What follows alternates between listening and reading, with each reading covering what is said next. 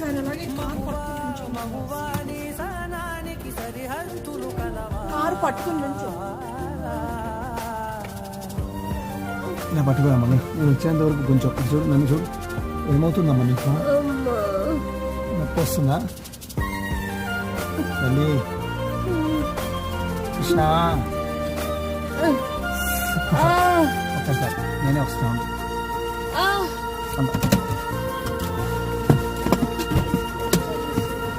పర్లే పర్లే.